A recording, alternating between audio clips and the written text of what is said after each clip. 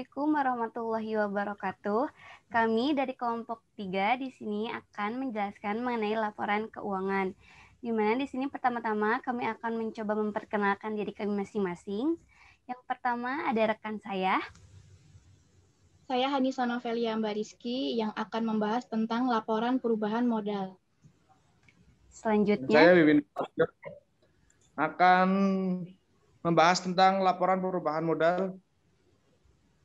dan saya Siti Sarah akan membahas mengenai neraca. Dan selanjutnya rekan saya. Ya, saya Muhammad Zikrilal Fotoni yang akan membahas materi laporan arus kas. Baik, tanpa menunggu lagi, kita di sini akan langsung masuk kepada pembahasan yang pertama.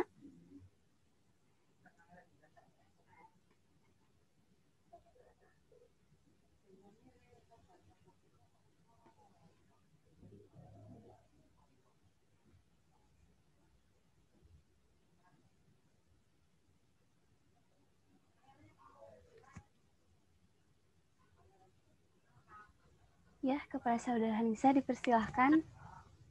Baik, saya akan memulai materi berikut ini, yaitu laporan laba rugi.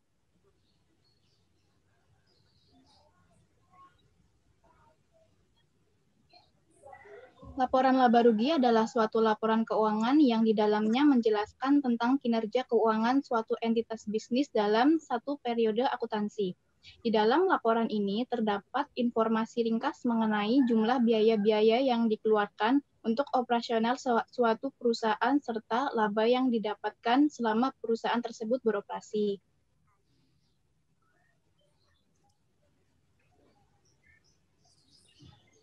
Fungsi pada laporan laba rugi ialah laporan laba rugi harus dibuat setiap akhir bulan maupun akhir tahun sekali atau berdasarkan interval yang disetujui sebagai pihak.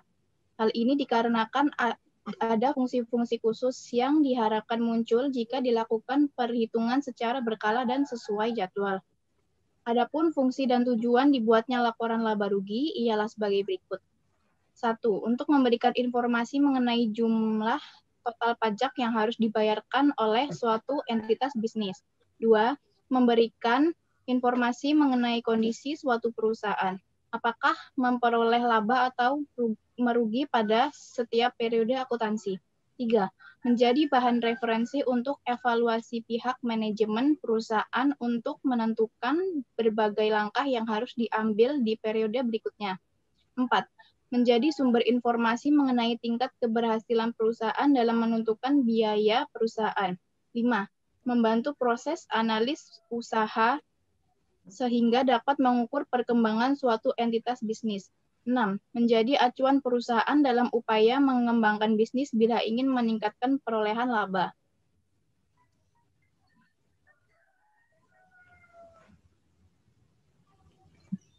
Berikut adalah contoh laporan laba rugi.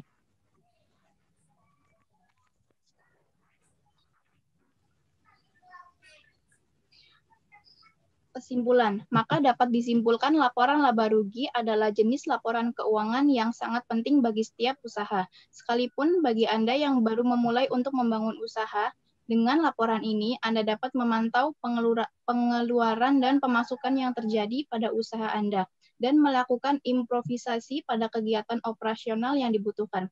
Dengan adanya laporan keuangan ini, pihak atasan bisa mengetahui kondisi finansial perusahaan terkini, sehingga laporan tersebut bisa dijadikan sebagai dasar evaluasi untuk langkah kebijakan selanjutnya.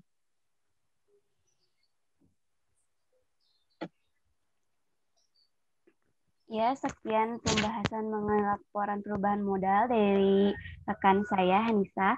Kemudian selanjutnya ada penjelasan mengenai laporan perubahan modal yang akan dibawakan oleh Wiwin Raharjo. Kepada Saudara Wiwin dipersilahkan.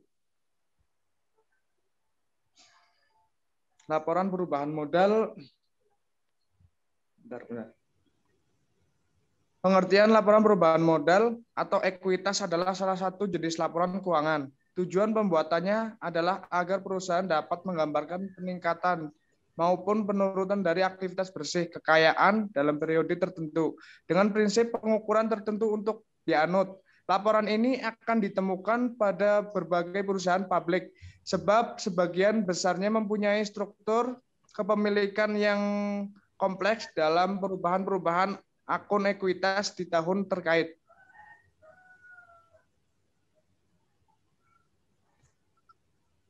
Fungsi laporan perubahan modal membantu pihak yang berkompeten dalam pengambilan suatu keputusan. Yang kedua, mengetahui besarnya sebuah perusahaan ratio ekuitas atau modal usaha. Dan ada tujuan laporan perubahan modal. Yang pertama, untuk bisa mengikhtisarkan aktivitas pembayaran dan suatu investasi dan juga dana yang dihasilkan sepanjang satu periode. Yang kedua, menyajikan sebuah pengungkapan perubahan modal kerja.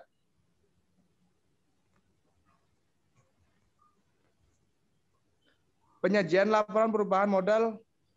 Yang pertama, ada modal awal tersebut dapat dilihat pada sebuah neraca saldo. Yang kedua, apabila terdapat tambahan sebuah investasi dapat diambil dari lajur penyesuaian sebelah kredit. Yang ketiga, laba bersih tersebut dapat dilihat pada suatu neraca lajur kolom laba rugi sebelah kredit.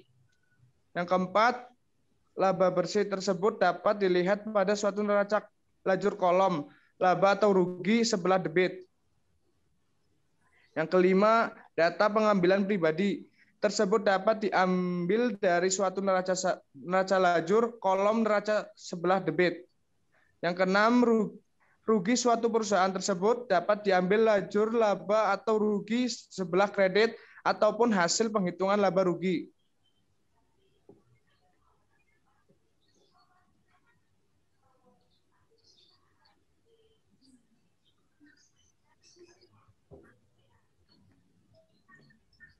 Berikut contoh laporan perubahan modal.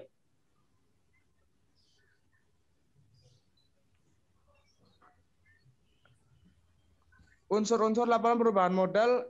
Yang pertama, laba tidak bisa dibagi di awal periode atau per awal tahun. Yang kedua, laba neto suatu periode akuntansi. Yang ketiga, dividen yang dapat diumumkan. Yang keempat, laba tidak bisa dibagi per akhir periode. Akibat atau penyebab perubahan modal. Yang pertama, terdapat bayaran suatu bunga dari pemilik. Yang kedua, terdapat suatu keuntungan dan kerugian usaha. Yang ketiga, pemungutan untuk suatu kebutuhan pribadi.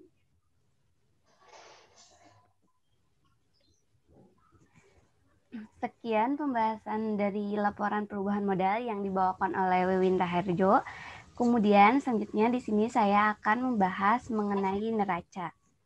Neraca atau balance sheet atau biasa disebut dengan statement of financial position atau biasa sering kita sebut dengan laporan posisi keuangan adalah bagian dari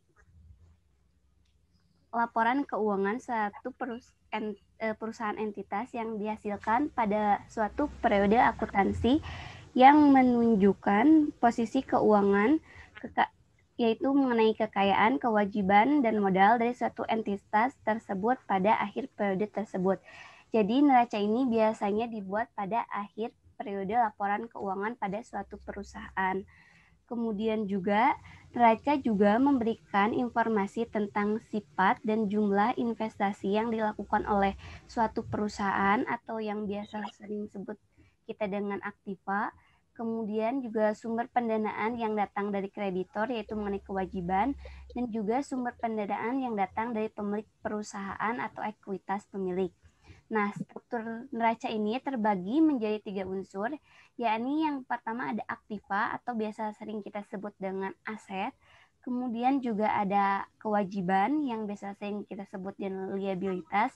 Dan kemudian ada modal atau yang biasa sering kita sebut dengan ekuitas, yang dihubungkan dengan rumus aktiva sama dengan kewajiban plus modal. Kemudian selanjutnya ada fungsi dan manfaat dari neraca. Fungsi dan manfaat dari neraca pada intinya untuk menafsirkan kesehatan keuangan suatu perusahaan. dan juga meramalkan keadaan arus kas di masa yang akan datang serta berfungsi untuk menganalisis likuiditas serta fleksibilitas keuangan perusahaan. Yaitu pertama sebagai alat yang digunakan untuk analisis perubahan kondisi keuangan dari suatu perusahaan secara berkala dari tahun ke tahun. Jadi dengan adanya laporan posisi keuangan, kita dapat mengetahui bagaimana perkembangan perusahaan dilihat dari kondisi keuangannya. Kemudian juga yang kedua sebagai alat untuk menganalisis likuiditas dan juga sebagai alat untuk menganalisis kemampuan suatu perusahaan dalam melunasi utang jangka pendek sebelum jatuh tempo, di mana kemampuan suatu perusahaan untuk melakukan kewajibannya dengan harta likuid dan juga laporan posisi keuangan yang sangat penting untuk melihat apakah perusahaan mampu membayar hutang jangka pendeknya dengan melihat aktiva dan dibandingkan dengan kewajiban atau hutangnya. Kemudian selanjutnya ini merupakan contoh neraca atau biasa kita sebut laporan posisi keuangan, di mana ada aktiva, di situ aktiva juga ada akun-akunnya, kemudian juga aktiva terbagi menjadi dua, ada aktiva lancar, ada aktiva tetap, kemudian ada utang atau biasa sering kita sebut dengan kewajiban, kemudian juga di situ ada modal yang biasa sering kita sebut dengan ekuitas. Kekurangan dari neraca. Nah, kekurangan dari neraca ini yaitu yang pertama ya nilai historis, yaitu di mana biaya yang historis yang dilaporkan dalam neraca tidak pernah disesuaikan dengan perubahan-perubahan yang terjadi dalam daya beli atau purchasing power dari unit yang diukur. Hasilnya adalah neraca yang mencerminkan aktiva, kewajiban, dan ekuitas dalam satu unit daya beli yang tidak sama. Kemudian juga estimasi dan pertimbangan harus digunakan untuk menentukan berbagai pos yang dilaporkan dalam neraca, dan yang terakhir tidak bisa menampilkan semua sumber daya yang dimiliki oleh perusahaan. Sekian pembahasan saya mengenai neraca.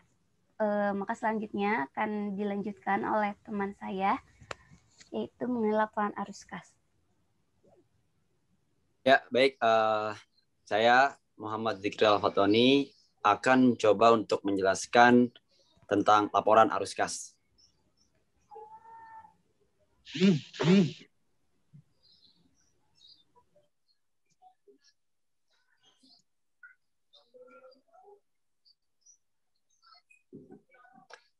Ya, dari berbagai artikel dan definisi-definisi para teori-teori sebelumnya, pengertian laporan arus kas dapat kita simpulkan, yaitu pengertian laporan arus kas atau cash flow adalah jumlah uang kas yang masuk, cash in, dan uang kas yang keluar atau cash out. Sedangkan laporan arus kas merupakan informasi yang menggambarkan perubahan posisi kas perusahaan dalam periode tertentu, bisa bulanan, triwulan, atau tahunan. Intinya adalah perubahan dari kas suatu perusahaan. Di dalam laporan arus kas ada berbagai aktivitas yang akan kita bahas. Di antaranya adalah aktivitas operasi, aktivitas investasi, dan aktivitas pendanaan. Aktivitas operasi adalah kas dari aktivitas operasi utamanya diperoleh dari pendapatan entitas serta aktivitas lain yang tidak termasuk dalam aktivitas investasi ataupun pendanaan. Contohnya adalah penerimaan kas dari penjualan barang atau jasa, pembayaran kas kepada pemasok barang, dan pengeluaran kas untuk membayar karyawan, lebih kepada operasional. Kemudian ada aktivitas investasi. Kas dari aktivitas investasi diperoleh dari penjualan dan pembelian aktiva tetap atau aset jangka panjang. Contohnya, pengeluaran kas untuk membeli mesin produksi, penerimaan kas hasil dari penjualan tanah, serta penerimaan kas hasil dari saham. Kemudian yang ketiga, aktivitas pendanaan. Kas dari aktivitas pendanaan mengakibatkan berubahnya kontribusi modal dan pinjaman entitas, baik dalam jumlah maupun komposisinya. Contohnya, kas yang diterima dari emisi obligasi, serta kas yang dibayarkan kepada pemegang saham untuk menebus saham perusahaan. Fungsi laporan arus kas yaitu menilai kegiatan operasi perusahaan pada periode akuntansi sebelumnya untuk merencanakan aktivitas investasi dan pendanaan di periode mendatang. Misal, menilai laporan arus kas selama bulan Januari untuk merencanakan aktivitas investasi yang bisa dilaksanakan di bulan Februari. Jika belum bisa dilaksanakan pada bulan tersebut, maka ada kemungkinan untuk merealisasikannya di bulan Maret atau di periode akuntansi selanjutnya. Kemudian, sebagai tolak ukur kemampuan perusahaan dalam menghasilkan kas. Jika kas yang dihasilkan belum memenuhi target, maka pihak manajemen bisa segera mengambil langkah agar kas perusahaan segera stabil. Ingat bahwa perusahaan punya banyak kewajiban yang harus dibayar, termasuk juga pembayaran dividen. Yang ketiga, informasi dari laporan arus kas dapat meningkatkan daya bending pelaporan kinerja operasi berbagai perusahaan.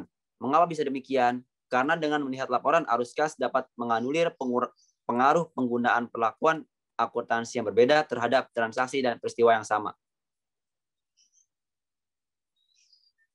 Tujuan dari laporan arus kas yang pertama, mengevaluasi kemampuan perusahaan untuk menghasilkan kas di masa yang akan datang. Kedua, mengevaluasi kemampuan perusahaan untuk memenuhi kewajibannya dan membayar dividen kepada pemegang saham. Ketiga, melihat alasan perbedaan antara laba bersih dan arus kas operasi. Keempat, mengenai transaksi kas dan non kas untuk kegiatan investasi dari kegiatan pendanaan selama periode tertentu. Jadi intinya adalah untuk pengambilan keputusan. Berikut adalah contoh dari laporan arus kas, yang dimana kita fokus terhadap kas ya, hartanya kas yang kita pergunakan.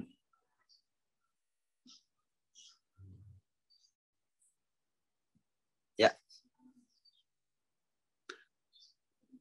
mungkin itu saja yang dapat kami sampaikan. Kurang lebihnya mohon maaf. Wassalamualaikum warahmatullahi wabarakatuh.